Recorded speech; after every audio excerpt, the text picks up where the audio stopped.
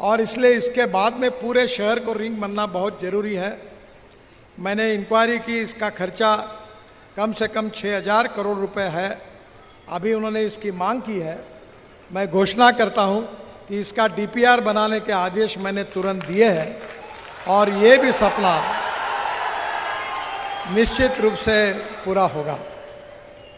उन्होंने और एक बात कही है कि पब्लिक ट्रांसपोर्ट में सुधार करने की आवश्यकता है। मैं लगातार नए नए इनोवेटिव ट्रांसपोर्ट की बात करता हूं। हम देश में 360 रोप वे, केबल कार और फेनिकुलर रेलवे बना रहे हैं। मैं जब शिपिंग मंत्री था तो मैंने पानी पे उतरने वाला हवाई जहाज लाया था और मुंबई के समुद्र में मैं उसमें उतरा था। उसी प्रकार से पहला पायलट प्रोजेक्ट के रूप में मैंने नागपुर में एक फ्लैश चार्ज बस, इलेक्ट्रिक बस की शुरुआत, आज ही टेंडर उसका स्वीकार किया गया। ये चित्र है इसका और इसकी कैपेसिटी 135 सीटर है। ये फ्लैश चार्जर नीचे आता है, बस चार्ज होती है। इसमें चेयर, एग्जीक्यूटिव चेयर है, सामने टीवी है और एयरलाइंस में जैसे चाय पानी नाश्ता मिलता है वो उसकी भी व्यवस्था की गई है। और इसका किराया डीजल बस की तुलना में 30% कम होगा।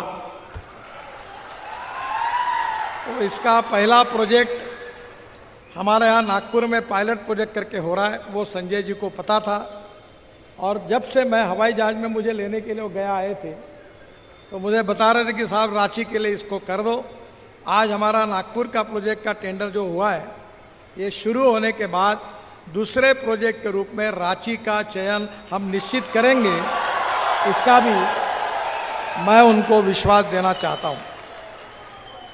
आज आप सबकी अपेक्षाएं बढ़ी हुई है क्योंकि हमारे 2014 में आप सबके आशीर्वाद से आदरणीय नरेंद्र मोदी जी के नेतृत्व में हमारी सरकार आई और नरेंद्र मोदी जी ने यह तय किया कि हिंदुस्तान को अगर $5 ट्रिलियन की इकोनॉमी बनाना है, हिंदुस्तान को आत्मनिर्भर भारत बनाना है, हिंदुस्तान को दुनिया की 3rd लार्जेस्ट अर्थव्यवस्था अगर बनानी है तो हिंदुस्तान के इंफ्रास्ट्रक्चर का विकास करना अति आवश्यक है।